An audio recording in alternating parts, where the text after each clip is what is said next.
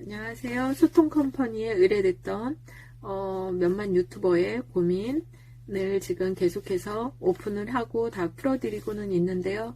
부연 설명이나 더 필요한 것들, 그리고 짧게 요약을 하자면 결국은 구글에서 주는 광고비, 그 애드센스와 업체에서 의뢰한 광고비가 다였던 거예요. 그러니까 일회성으로 광고비를 받고 영상만 올려주고 끝났던 거죠.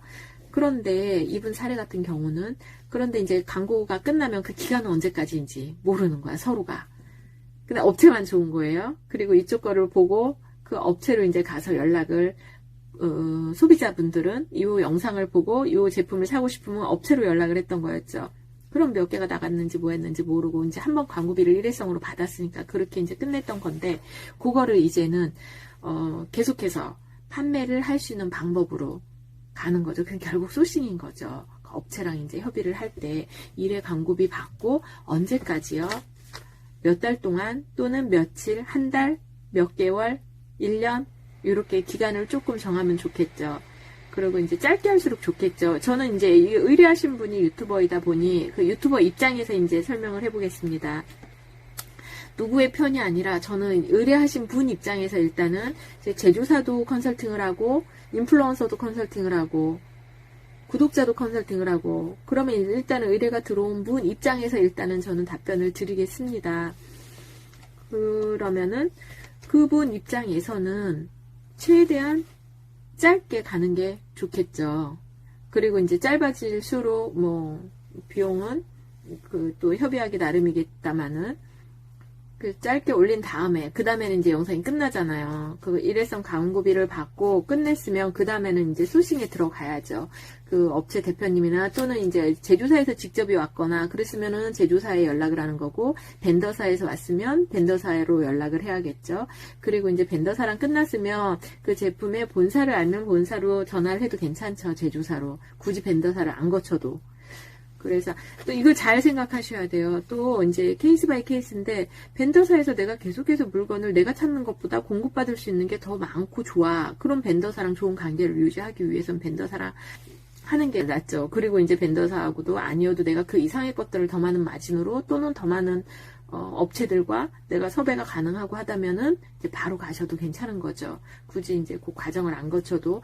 그러니까 한 다리를 거치면 거칠수록 저에게 떨어지는, 본인에게 떨어지는 마진은 적다라고 생각하시면 돼요. 기간이 끝났는데 제 영상은, 왜냐면 계속 나가잖아요. 영상은 유튜브에서 추천으로 뜨고 내년에도 올라가고 계속 돌아가고 떠다니는데, 거기다가 이제 어느 기간 동안만 해놓고 소싱에서 내 홈페이지가 있기 때문에 그 홈페이지에다 이제 그거를 자사몰에다가 세팅을 해야죠.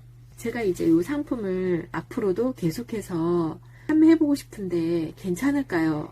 이렇게 이제 여쭤보는 거죠. 그래서 협상을 해야죠. 그럼 제가 판매를 하면 몇 %의 마진을 주실 수가 있나요? 또는 저한테 얼마에 공급을 해주실 수 있나요? 이제 이런 것들을 얘기를 하고, 그 다음에 또 체크해야 될 부분이, 그럼 배송 문제는 이제 제가 배송을 하는 게 아니라 위탁 배송이라는 거는 주소만 받아서 주면 그쪽에서 이제 배송을 해주는 거를 말하는 거예요. 근데 대부분의 제조사들은 껌껌이를 이렇게 위탁 배송하고 이런 거를 안 하는 제조사들이 대부분일 겁니다. 대량으로 이렇게 납품하던 업체다 보니까 쉽지는 않겠지만 풀을 수 있는 방법도 있어요. 그런 방법들은 예를 들어 저 같은 경우는 또 매일매일 껌껌이 배송이 어려우시다면 일주일에 한 번은 가능하신가요? 라든가 공동구매를 또 진행을 해서 한 번에 몰아서 제가 취합해갖고 올게요. 해서 뭐 한 번에 주 1회 배송이나 이렇게 해서도 가능을 하고, 안 되면은 주 1회 때 그 해놓을 수는 있는데 안 된다 하면은 저희가 투입돼서 배송을 보내드리겠습니다. 라든가 방법은 다 있습니다. 방법은 찾으면 되니까 그런 것들을 이제 계속해서 고민하고 생각해 보세요. 정말들 어떤 정답이 있는 건 아니에요. 모든 일에 있어서 정답은 없어요. 상황에 맞춰서 조율이 가능하고, 상황을 서로가 안 되는 부분은 해결책을 찾아볼 방법은 있기 때문에 어떻게 해야 서로가 피해를 안 보고 서로를 위해서 이게 가능한지를 협의할 수 있는 점은 있으니까 반드시 그걸 고려해 보면서 찾아보면 될 것 같고요. 그렇게 되면 이제 그게 소싱이 된 거죠. 그렇게 해서 이제 내가 올려놓고 계속해서 파는 거죠. 그러면 또 그 제품을 이제 영상의 광고 기간은 끝났지만 계속해서 이제 노출이 될 때 그 밑에 내 쇼핑, 내 이제 본사로 연락이 가고 찾아가는 게 아니라 고객이 제 홈페이지로 들어오겠죠. 내 자사몰로 들어와서 다른 물건도 보게 되고 여기 회원가입도 하게 되고 이 제품을 여기서 구매할 수가 있어지는 거죠. 그런 식으로 상품 하나하나를. 그 다음에 이제 지금 지나간 제품들이 있을 거예요. 가장 빠른 방법으로는 새로운 걸 소싱하는 게 낯설고 불편하실 거예요. 그러니까는 이제 기존에 계속 거래가 돼 있었고 그 업체하고 지금 연결고리가 일단 터졌던 거잖아요. 통화나 메신저로 주고받았던 거잖아요. 메일로라도. 그러니까 얼마나 좋아요. 그걸 다시 전화하기가. 제 쇼핑몰을 하나를 개설하게 됐습니다. 유튜버에다가 이제 계속해서 제가 이 제품을 올려놓고 한번 판매를 해보고 싶은데 제가도 쭉 팔아도 될까요? 그럼 모든 제조사는 판매처가 있고 유통업자가 있죠. 이 제품을 가져다가 소비자한테 전달해주는 그 중간 유통업자들이 있단 말이에요. 어떻게 보면 내가 그 역할을 하겠다라는 거예요. 대표님의 제품을 소비자한테 잘 전달을 하도록 저에게도 판매 권한을 주시면 제가 한번 영상을 잘 찍어가면서 알아서 한번 판매를 해보겠습니다. 하면 어떤 제조사가 땡큐 하죠. 그거를 안 된다고 하실 분들은 특별한 경우가 아니고는 거의 없으실 겁니다. 제조사 입장에. 제조사에 이제 또 난관이 있는 거는 예를 들면 이제 농기계 같은 거는 대리점 AS가 들어가야 된다던가 또는 판매 시스템을 뭐 이제 대리점 위주로 이렇게 딱딱딱딱 나눠져서 정해져 있다라든가 그러면 이제 그분들 눈치도 봐야 되고 하니까 이제 그 시스템을 무너뜨릴 수가 없는 구조가 아닌 이상은 괜찮죠. 그 다음에 공동구매하는 거, 그 다음에 소싱하는 거 그렇게 이제 지금까지 진행을 하고 있습니다. 그 다음에 이제 그 소싱을 할 때 또 구체적인 이제 협상 방법 몇 %로 또는 얼마에 가져와야 하는지.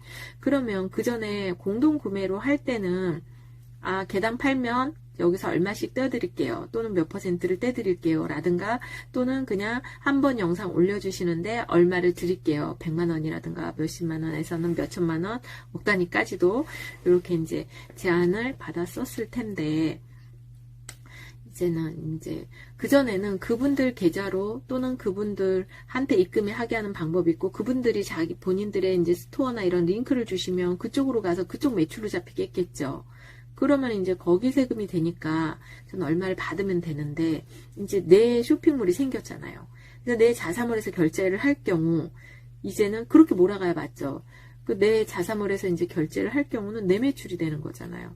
그러면은 이제 그 전에 받던 것보다는 당연히 내가 여기 판매 수수료도 내야 되고 또 세금도 내야 되고 종합소득세도 내야 되고 하니 이제는 마진을 그전엔 10%였다면 더 가져와야 되죠.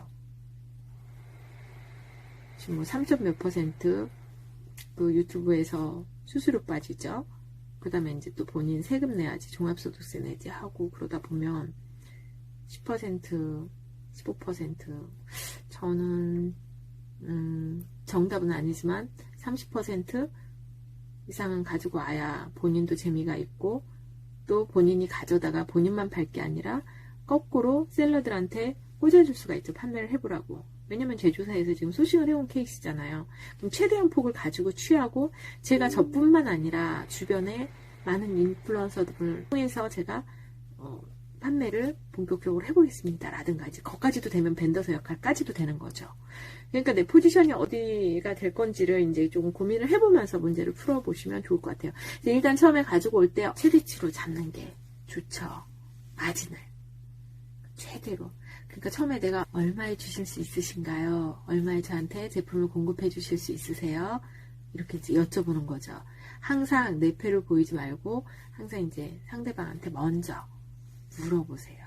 보통 판매 방법을 어떻게 하시고 계세요? 대표님네는 또는 영업 마진을 영업팀들한테 보통 마진을 얼마큼 주세요? 그럼 저도 판매해봐도 될까요? 그럼 저한테도 그렇게 주실 수 있나요? 하면은 이거 이제 다 업체마다 이건 케이스 바이 케이스라 답이 없지만 다 다르게 답변들을 주실 거예요. 그럼 거기에 맞춰서 제 입장은 이런데 하고 본인의 입장에서 소싱할 수 있는 방법을 찾으셔야 되는 거죠.